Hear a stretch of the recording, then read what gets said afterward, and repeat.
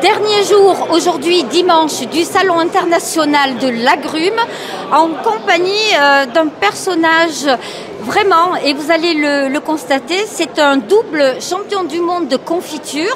Vous êtes né à Limoges, cher monsieur Jean-Christophe Michelet. Tout à fait. C'est ça? Absolument.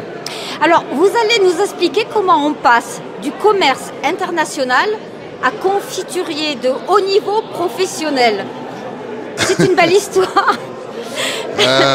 Oui, qui est faite aussi parfois de hasard et d'un peu de chance. C'est un hasard total.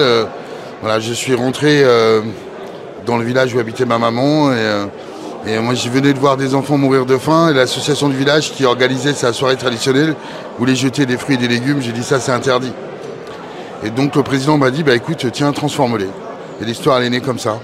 Mais tout petit déjà, vous étiez baigné un petit peu dedans, si j'ose dire, parce que la famille, peut-être la grand-mère, le papa, qui était peut-être déjà dans ce mouvement. Alors, mon papa était commando parachutiste.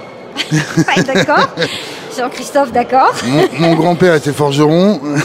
Oui. Et mon autre grand-père était éleveur de bovins.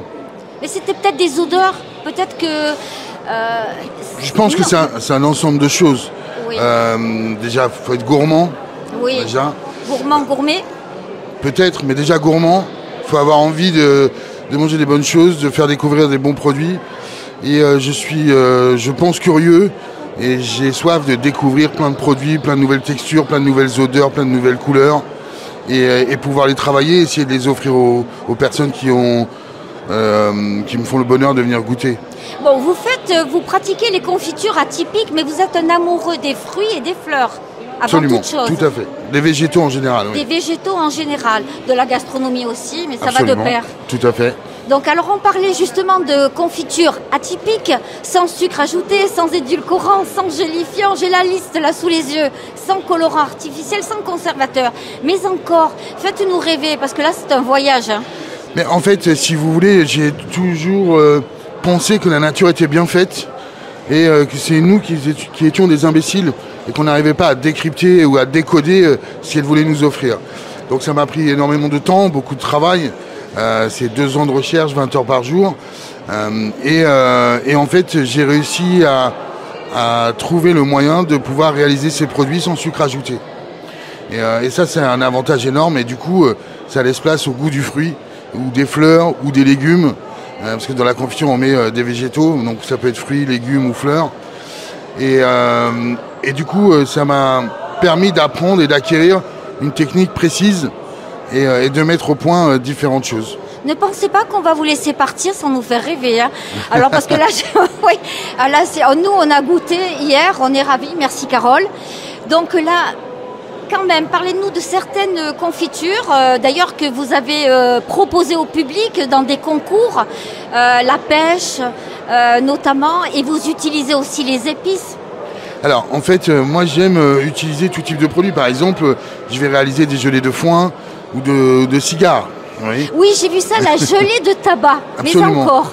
Alors le cigare, en fait, c'est une idée qui m'est venue. J'étais dans le salon d'un palace avec un ami qui est un grand amateur de cigares. Et quand il a allumé son cigare, j'ai senti ces odeurs un peu abricotées, légèrement poivrées. Donc je lui ai piqué un de ces cigares, je l'ai ouvert, je l'ai goûté. Et du coup, je me suis dit, mais il y a un truc exceptionnel à faire avec.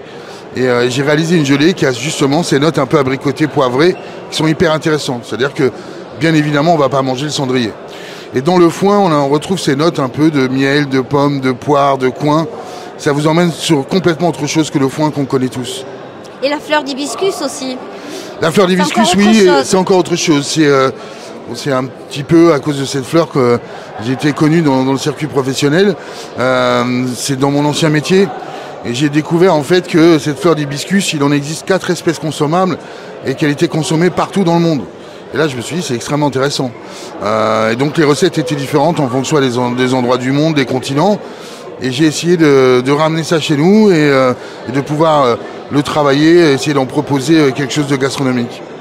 Alors, si vous voulez en savoir encore davantage, venez rencontrer Jean-Christophe cet après-midi et encore, même ce matin, sur le Salon international de l'agrumes. Merci infiniment. Avec grand plaisir, merci à vous. À bientôt, à bientôt. Merci beaucoup.